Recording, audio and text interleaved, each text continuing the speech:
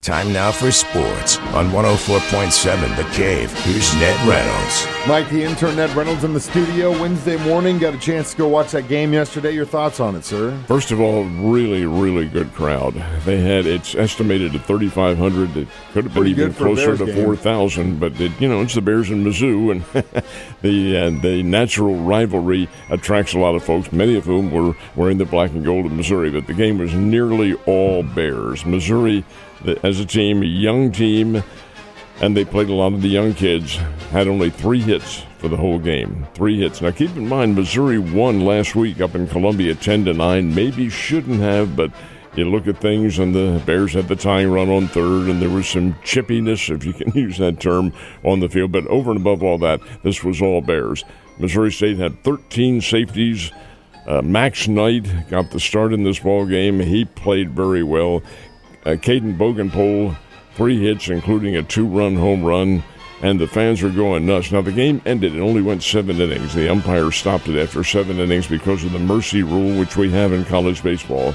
Max Knight hit a 2-run homer in the 7th inning. That made the score 11-0, and that ended it right there. That's the 10-run rule. So the Bears come away with a big win. Missouri's record is it's misleading, folks. They're 13 wins and 28 losses. This is not a real good team. And in the Southeastern Conference, they're dead last. Have a Southeastern Conference game coming up this weekend in Tuscaloosa against Alabama, but this Mizzou team is really struggling. And it was testimony last night. Well, hey, you know what? Bears have a pretty tough hombre this weekend, too, don't they? Well, they go to Evansville to play. This is conference baseball, and Evansville has been very tough on Missouri State over the last several years. Evansville program is very good. I think this Bears team is, too, and they're really coming into their own. They're hitting the ball very well. The pitching last night, while I don't think you can hold Missouri as a standard, I think it did give the Bears a lot of confidence, and maybe their starting rotation, which will be in effect this weekend, can blunt the Evansville attack. But it is a big one. And then next Tuesday, a week from last night, Arkansas comes in here to play. While the Bears were wanting a little revenge against Mizzou, Arkansas will want some revenge against Missouri State because the Bears beat them in Fayetteville 14-13 just a couple of weeks ago. Sounds like the Bears are on a little bit of a anti-revenge tour. Some of the teams they got earlier getting the revenge on them now. All right, what about the golf situation this weekend? This is a unique tournament on the PGA Tour. It's the only one on the entire tour all year long. It's the Zurich Classic, and they play it in New Orleans. New Orleans hosts the Zurich Classic every year. Why is it unique and why is it different? Because it's the only team tournament on the entire, or team matchups, I should say, on the entire tour this year. Players select their partners, and they will choose, well, the winners. I think they break a pot of about $1.5 million, so that's pretty good little payday.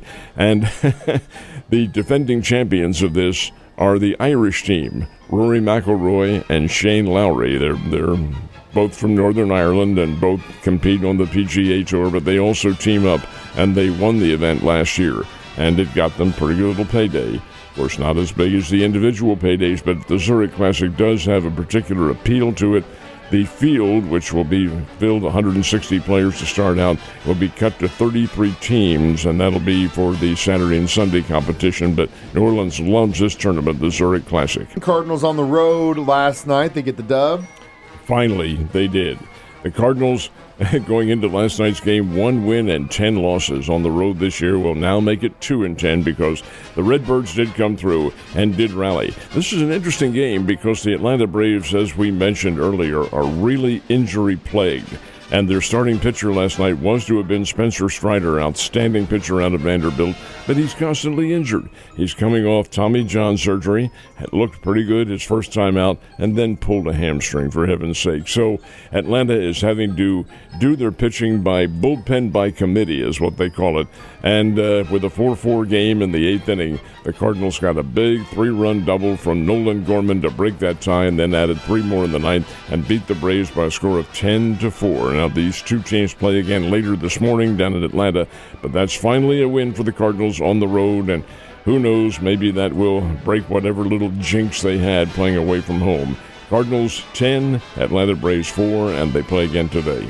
Royals at home against the Rockies. They looking a little bit better yesterday. Royals got a win, 4-3 in 11 innings. Freddie Fermin had a base hit in the last of the 11th inning, and Mark Canha came in to score, and it's a Kansas City win, 4-3 over the Colorado Rockies. Now, that's good. Kansas City now has 2 wins in a row. I maintain the fact, Mike, that this is a far better team than that. They're capable of playing some really winning baseball, and who knows, they may be getting into that particular frame of mind now. Now, the Springbirds, that's a different story. They played out in Wichita last night, and in the last, it's a 4-1 game. Wichita had the lead 4-1, and then the Wind Surge scored 9 runs in the last of the 8th inning, and the final score is Wichita 12, Springfield 1. That's the start of a series, 6-game series, and they will continue that one tonight down in Wichita. Man, those are rough too when those happen late in the game. Oh, you hate to see it, but hey, I think you're right about the Royals. If those bats start to come alive, watch out. They just got to be consistent. All right, now we're into the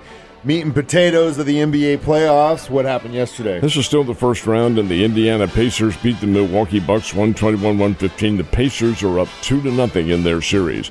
Oklahoma City. Watch out, folks. The Oklahoma City Thunder have a very, very good basketball team. They were in there. They had the best record in the NBA for quite a few weeks and months in the NBA season. They mopped up on the Memphis Grizzlies 118-99, second thunderous win for the Thunder. And Oklahoma City's up 2-0 in that series. Los Angeles Lakers playing at home, down 1 game to the Minnesota Timberwolves. Lakers had to win, and they did. Lakers 94, Timberwolves 85. Los Angeles leads that series. I beg your pardon, the series is tied, I should say, 1-1, and more competition coming up tonight. So, indeed, we have some really good action going on. The Blues play tomorrow night. And the NFL Draft is tomorrow night. My man, Ned, have a great day, and I'll see you tomorrow.